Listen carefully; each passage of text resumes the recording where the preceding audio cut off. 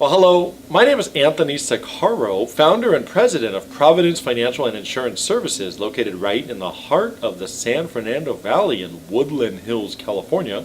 And I'm also host of the Providence Financial Retirement Show, which airs every Saturday on AM 870 KRLA The Answer. And the purpose of this educational video today is to talk about the universe of alternate investments outside of the stock market. You know, most people are familiar with the three main asset classes of investments: stocks, bonds, and cash. Stocks, bonds, and cash. Those are the three main asset classes. And I'm convinced that most people are familiar with those mostly because that's what's available inside your retirement accounts. And most people are saving money in their retirement accounts, their 401ks, 403bs, and so on. But the fact is that outside of the three main asset classes, stocks, bonds, and cash, there's a whole universe of alternate investment options that are, in some situations, as safe as the bank, but in no situation as risky as the stock market. And I often look at the banks and the stock markets as kind of the bookends of the investment world, the extreme risk and the extreme safe. And there's challenges with both. The extreme risk, you can lose a lot of money. The extreme safe, you're not earning any interest. But the fact is that there's a whole universe of options in the middle, probably 8 or 10 different options in the middle that are all designed to protect your principal and give you a decent rate of return. All designed to help you invest for income and not invest for growth. And if you want to know what the difference is between investing for income and growth, then I've got a video on that, and I would encourage you to either go and watch that video, or you can email us and ask us to send it to you. That's no problem at all. But there's a big difference between investing for income or growth. Generally speaking, when you're investing for income, it's safer than investing for growth, and you get a higher dividend or interest. It's kind of counterintuitive. You almost think that you get more dividends or interest the more aggressive and the more risk you take, but that's not true. The safer your investments are when you're investing for income, the more interest and dividends you get. So you can actually make your portfolio safer and get more guaranteed income. And again, if you want to see how that works specifically, then go watch that video, the difference between investing for income or investing for growth. Now, the universe of alternative options are designed to invest for income, so they're all safer than the stock market. So what are these alternative investments? Well, the fact is that before we even talk about what they are, is let me set the stage. Let me define a few terms. The fact is that the universe of investments can be divided up into really three categories of risk. You've got conservative, you've got moderate risk, and then you've got aggressive risk. And yet these are all just words. They mean different things to different people. So you need to know what they mean to me if we're going to talk about conservative investments and moderate investments. Now, the reason I left out aggressive is because aggressive is all stocks and mutual funds. That's what it means to me, stocks and mutual funds. And if you've heard any of my radio shows or if you've seen me on Fox Business recently, you know that I don't think the stock market has the good times ahead. I think there's some problems ahead. And again, I've got a video on that specifically. If you want to watch that video, just email us or go to our website. You can watch that video about why I think there's problems ahead for the market. So right now, regardless of what age you are, I don't think having money in the market is a good thing to do. So the reality is when we talk to our clients today, we're talking about being more conservative, or we're talking about having some moderate investments, but really no risky investments because of where we think the market is going to go. Now, sometimes people get confused. Sometimes people will say, well, wait, my broker says that I'm conservative. Well, yeah, but your broker lives in the aggressive category. That's his ocean. That's where he lives. That's where he breathes. Most brokers sell for a company that they work for, and these companies offer stocks and mutual funds, so that's what they sell. So when they talk about conservative portfolio, well, they're generally talking about conservative stocks. And conservative stock's an oxymoron. It doesn't mean you're not going to lose money. It just means that when everybody else loses a lot, you'll lose less. That's all it means. When I talk about conservative, I'm not talking about conservative stocks. I'm talking about truly conservative, like bank-like safety. And it's important to understand that. So we're going to spend a few minutes in this video talking about the conservative investments. But then we're going to switch gears and talk about the more moderate investments. And moderate's kind of what it sounds like. Not quite as conservative, but not nearly as aggressive as aggressive. But between the conservative and the moderate category, most of my clients are finding a good balance to be able to protect their portfolio and yet get a decent rate of income, a decent rate of return. So let's start talking about the conservative investments. And really, there are three entities that issue conservative investments. You've got banks, you've got insurance companies, and you've got the government. So banks, insurance companies, and the government. And the banks call their conservative investments CDs, insurance companies call their conservative investments annuities, and the government calls their conservative investments bonds. And these can actually be subdivided as well too. If you're taking notes, bank CDs come in two flavors. You've got your traditional CDs, and then you have what are called market-linked CDs, market-linked CDs. Well, annuities come in two flavors as well. You've got fixed annuities, and you have indexed annuities.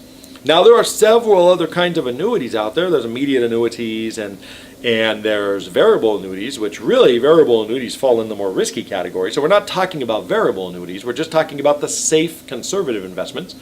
And there's two safe conservative annuities, and those are the fixed annuities and the indexed annuities. But then you've got bonds, and bonds come in two flavors as well. You've got treasury bonds, and you've got municipal bonds. Treasury bonds and municipal bonds.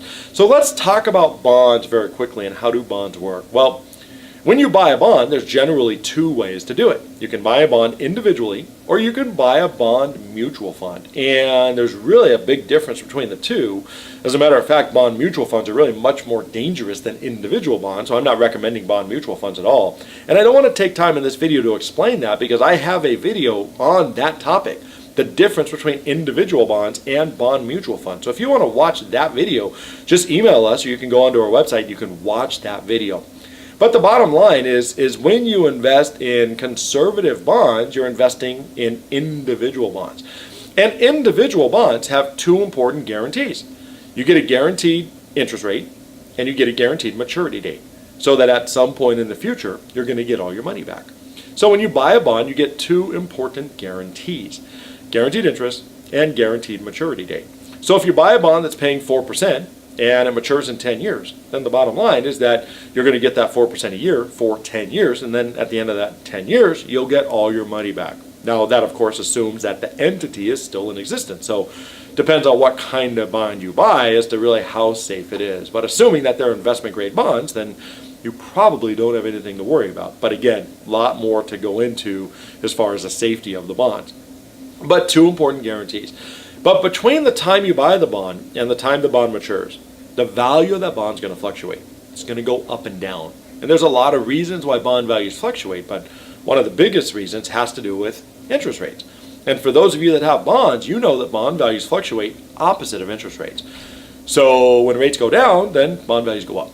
And when rates go up, bond values go down.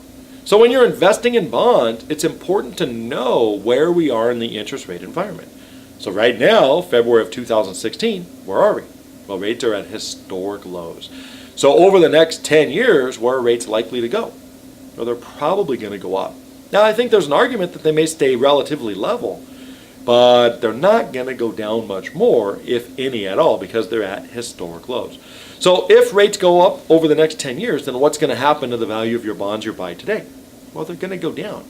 But your income stays the same. The interest that they pay stays the same regardless of whether the value of your bonds drop down. And when you hold them to maturity, then you get your principal back anyway. So that's just a paper loss because you get your principal back. The bottom line, though, is your income stays the same. And the key to buying bonds today is to buy bonds you can hold to maturity. So that as interest rates go up and the value of your bonds go down, you'll make sure that you get your money back at some point in the future. Now again, if you want to learn more about individual bonds versus bond funds, we've got a video on that. Just go watch that video or email us. We'll be more than happy to email it to you. Now in the safe bond category, you've got federal bonds and you've got municipal bonds. Municipal bonds. Federal bonds are bonds issued by the federal government. treasury bonds, and so on. Municipal bonds are bonds issued by any government other than the federal government, like states and cities and counties and so on. So, and I don't want to talk rates at this point because those rates are going to change even on a weekly or monthly or certainly yearly basis, and I don't know how often I'm going to update this video. So if I start talking about interest rates, and it's likely to be outdated very quickly. So, but the bottom line is municipal bonds tend to pay a little more than treasury bonds, and for non-IRA money, the interest on municipal bonds is tax-free. So that's always nice too. Now some people automatically rush to tax-free. Well, it may be beneficial. It may not be as beneficial as you think. And that's where having a financial planner you deal with to really look at your situation, really where you are on the tax scale, you know, what tax bracket you're in, that comes into play. And so your investments have a lot to do with your taxes, and how tax efficient your portfolio is has a lot to do with the success of your retirement. Hopefully that helps you understand the big picture of bonds and how bonds work. Let's shift gears. Let's talk about banks and insurance companies. And they're similar in a lot of ways. They're similar in the fact that they'll both take your money on deposit. No surprise there, right? They're similar in the fact that they don't sit on cash. They reinvest your money.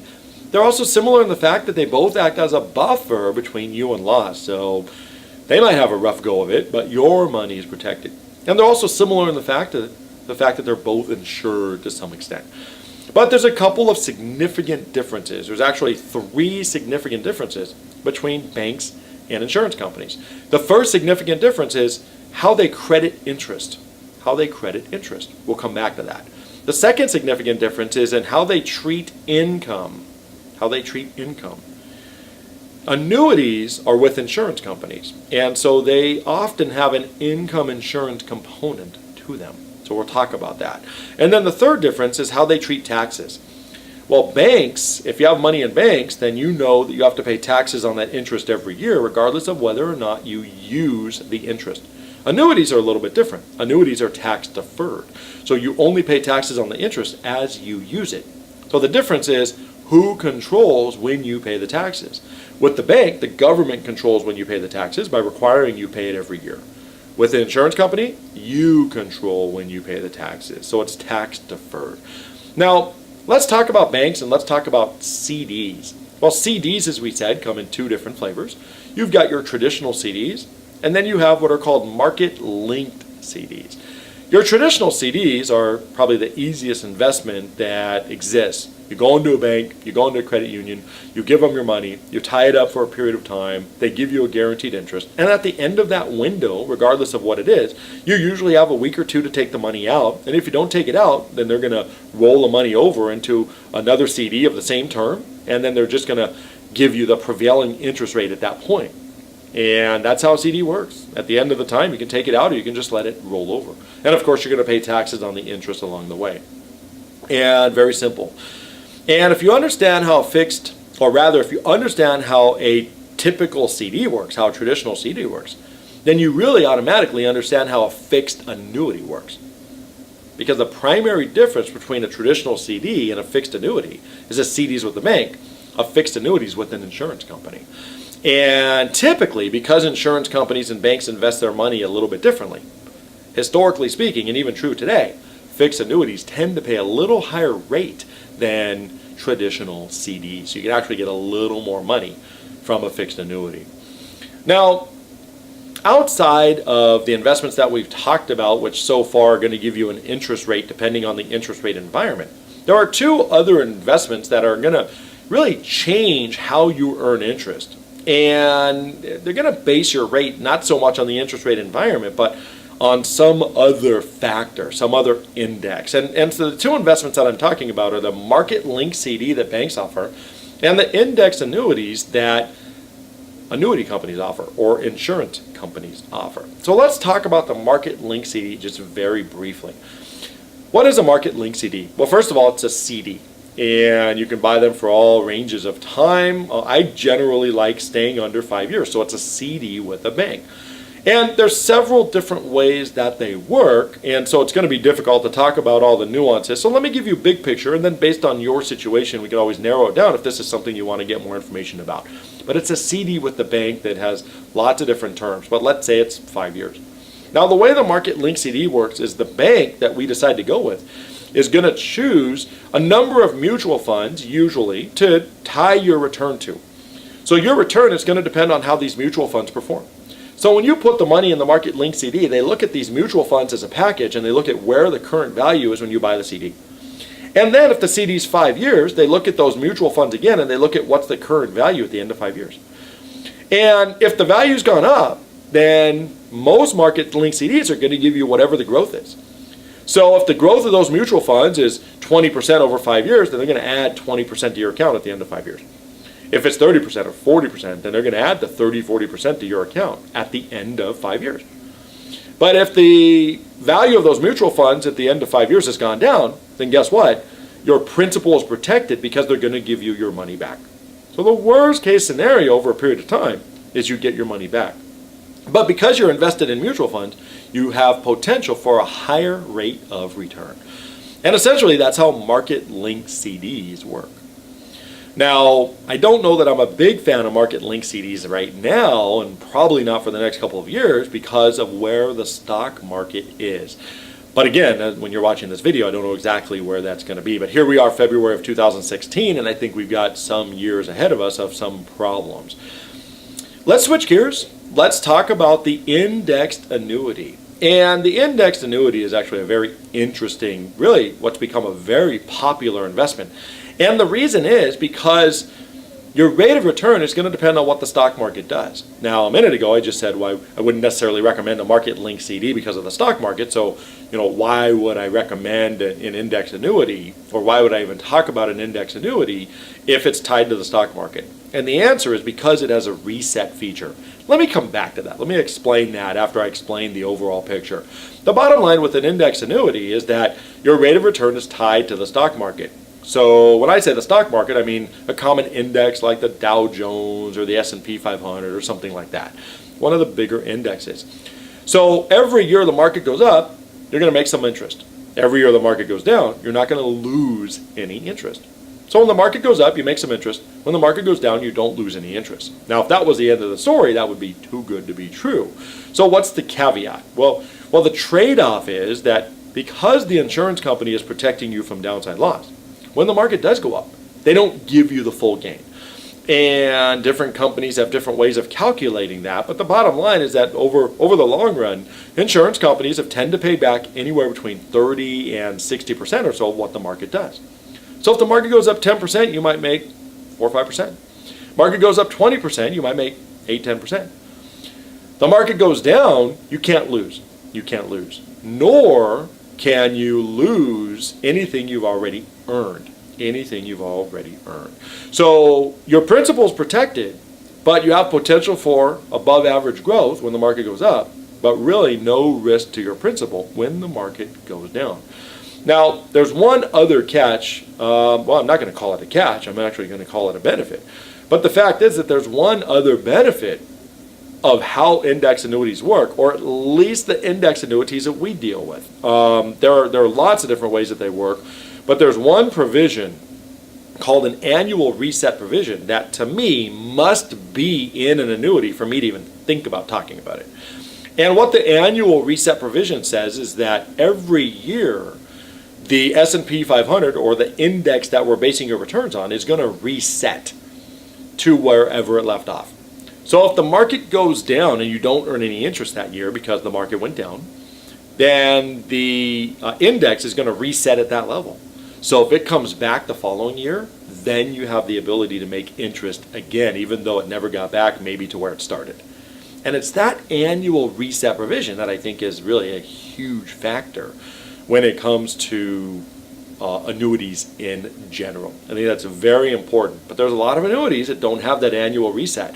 They've got what's called a high water mark. So if you invest in the annuity today and it goes up a little bit next year, and then the market crashes, you got to come all the way back up before you make any interest there.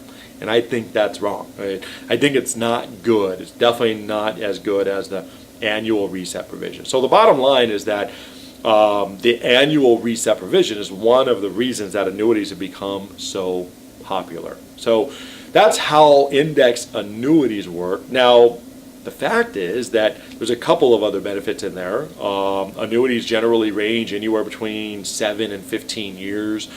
Most annuities allow you to take out 10% a year, so you can actually have some liquidity in there, which is nice.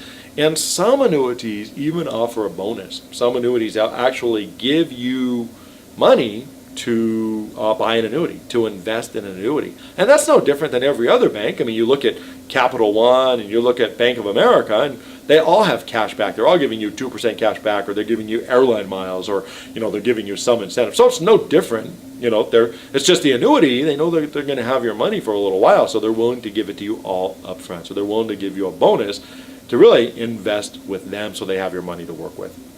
Now, part 2 of annuities is an optional part, and it's the income insurance part. And without getting into a lot of detail, because there's really a lot of variations of the income insurance, let me just once again give you a broad stroke, kind of big picture. And if this is something you're interested in, then you're going to have to call us. We're going to have a quick conversation, or we'll have a meeting and get more specific as far as your situation. But a lot of annuities today offer an income insurance component to it. They often call it an income rider.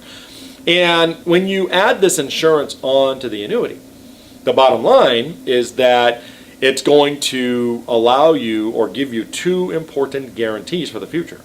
The first guarantee is that it's going to give you a guaranteed income.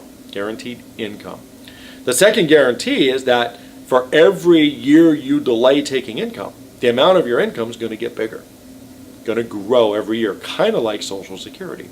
So the fact is, though, that if you're taking a lot of income out of your portfolio and your portfolio gets down to 0, well, what happens to your income?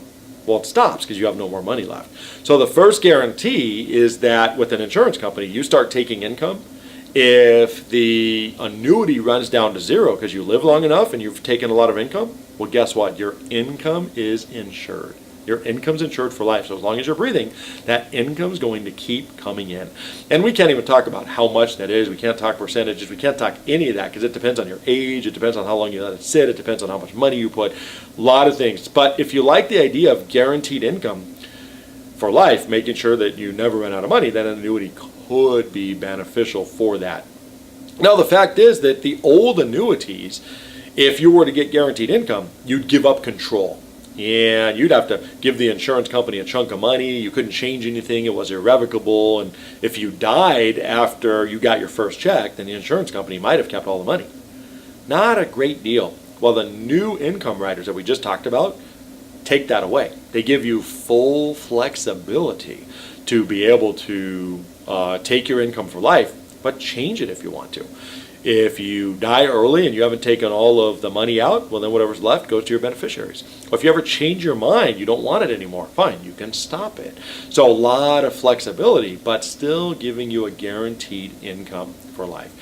And essentially, that's how annuities work. So you've got the growth part of the annuity that is tying your interest rate to the stock market, like we talked about a minute ago. But then you've got the income part of your annuity, the income insurance part of your annuity, that is going to give you a guaranteed lifetime income, but at the same time, insure that income for life and guarantee that it grows by a certain amount every year for every year you delay taking income. So quite frankly, there's a number of our clients that have annuities for those benefits, because when you're retired, you're trying to maximize your income, and that's what annuities allow you to do. So now that we've talked about the universe of the conservative investments, let's switch gears. Let's talk about the more moderate investments. And moderate's kind of what it sounds like. Not quite as conservative, but not nearly as aggressive as the stock market or stock mutual funds. But there's certainly an element of risk, but they're still considered conservative investments relative to the stock market. But if you're the extreme conservative type, and you're going to look at me and say, Anthony, make sure that my money next year is greater than it is this year, then I'm going to tell you, you may want to stop the video, because all of the moderate investments can lose money. True, they're still much more conservative than the stock market, but they can all lose money. They're not nearly as conservative as the conservative options that we just talked about. So if you're really risk averse, if you want to make sure that you can't lose any money at all no matter what, then you probably don't need to watch further.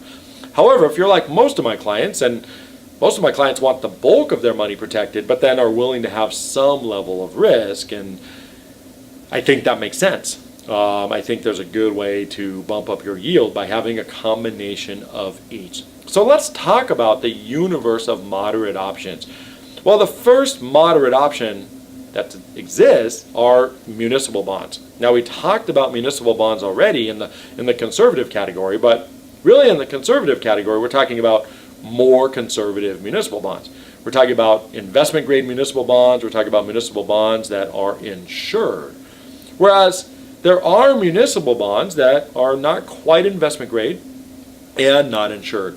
Still good quality, still very conservative, but not quite as conservative as these. So in some sense, I've taken the liberty of taking municipal bonds and putting them in both categories. But municipal bonds in the moderate category work just the same way as municipal bonds in the conservative category. They work the same way. So municipal bonds are right now one of the moderate options. Another moderate option is corporate bonds. And the fact is that corporate bonds come in several different flavors. You've got investment grade, you've got non-investment grade. Now sometimes the difference between investment grade and non-investment grade is so small, but sometimes you can get 1 or 2% more by just taking on a little bit of extra risk. But a corporate bond works like government bonds like we talked about earlier. You buy them, you hold them to maturity, you get a guaranteed interest rate, and then at maturity you're going to get all your money back. But the reason that corporate bonds are in the more moderate category, whereas government bonds are in the conservative category, is because corporations can go bankrupt. And you could lose your money if you have a bond in a company that goes bankrupt. But generally speaking, you'll probably earn 2 or 3% more than municipal bonds as well by investing in high quality corporate bonds. But that's how corporate bonds work. Well, the next category of moderate investments is preferred stock. Now, preferred stock is not common stock. When you hear us talking about stock on Fox Business or CNBC, we're always talking about common stock. We're not talking about preferred stock unless we say preferred stock. So when you read about stock in the Wall Street Journal or you hear them talking about it, they're talking about common stock. And yet, common stock and preferred stock are two different classes of stock. When you buy common stock, you buy it for the growth. And maybe it comes with a dividend that's kind of the icing on the cake, but there's no guarantee that the dividend's still going to be around. They can change that anytime they want. However, when a company issues a preferred stock, they issue it with the promise to pay a dividend. Now, that promise is not as ironclad as bond interest, so they can renege on that. But if they renege on that, that's not good for the company. That usually is a bad sign. So the bottom line, though, is that they issue it with the promise to pay a dividend. Now, the fact is, when you buy preferred stock, you buy it for the guaranteed dividend. And that's important because it pays a guaranteed dividend, the value of the stock tends to fluctuate a whole lot less than common stock. It's the difference between investing for income, which is what you're doing with the preferred stock, or investing for growth, which is what you're doing with common stock. And if you want to explore that more and learn what the difference is between investing for growth or income, then I'm going to encourage you to go watch the video on that, because I've got a video on the difference between investing for growth or investing for income. But preferred stocks are investing for income. It means that they fluctuate a lot less than common stock, and it means that they give you a guaranteed income that you can spend every month and live on during your retirement. So that's preferred stock. Now, the next category is what are called BDCs, or business development corporations. Now, a business development corporation is really bonds that trade like a stock. But they really have a lot of characteristics of bonds, or there are bonds inside the business development corporation. When a company wants to issue or raise capital, they can issue stock or they can issue bonds. The challenge is there are a lot of big companies out there that are too big for the banks, but too small for the bond market, So the bottom line is that these bonds or these companies are kind of caught between a rock and a hard place.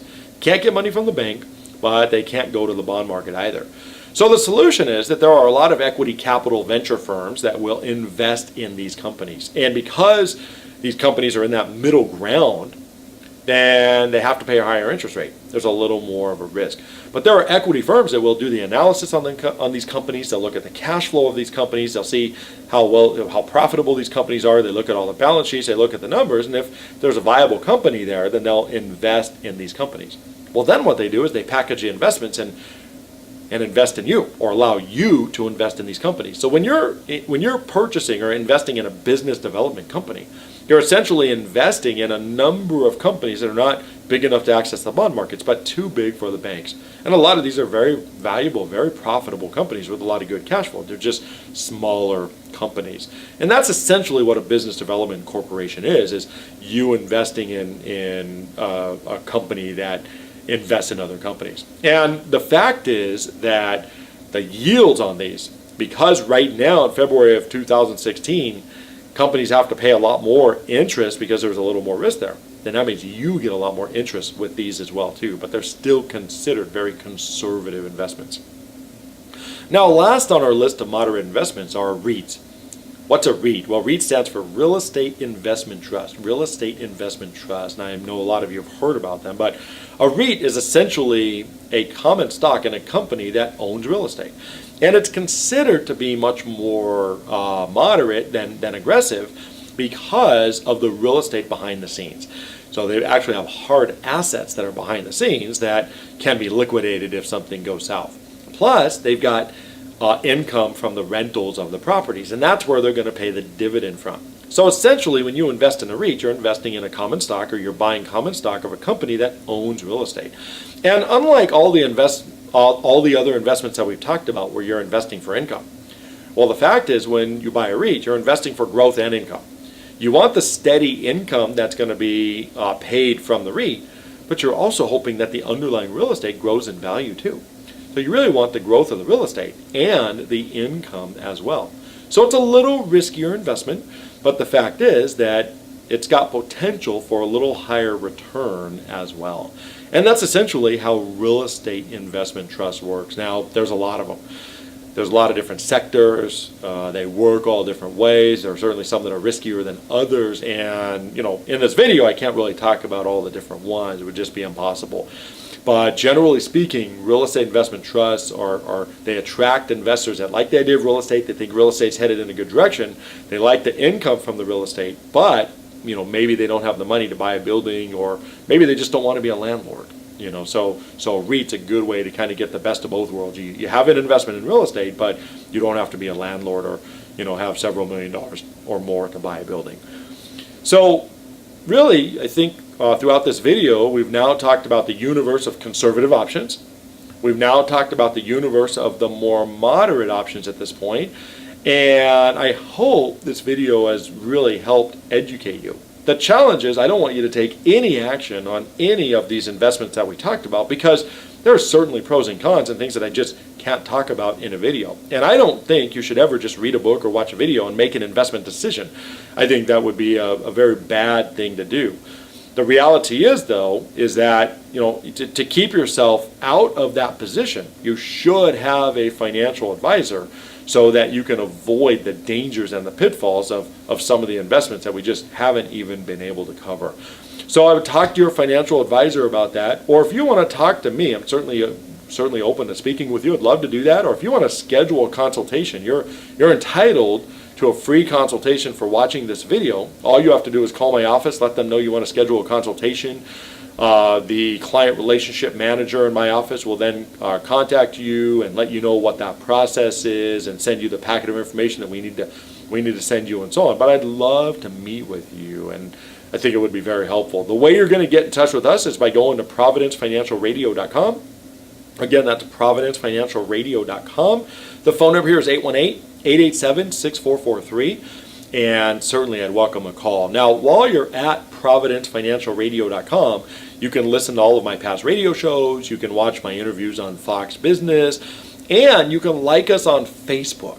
Now, every week on Facebook, we put a market update about what's gone on in the market. So a lot of our clients love that. We get a lot of good feedback on that. So if you want to know what I think about the markets on a weekly basis, go to our website, ProvidenceFinancialRadio.com. Like us on Facebook, which you can do right from our website, and then you'll get those market updates too. So hopefully this has helped. If I can help you further, please contact us. Thank you for watching this video. God bless.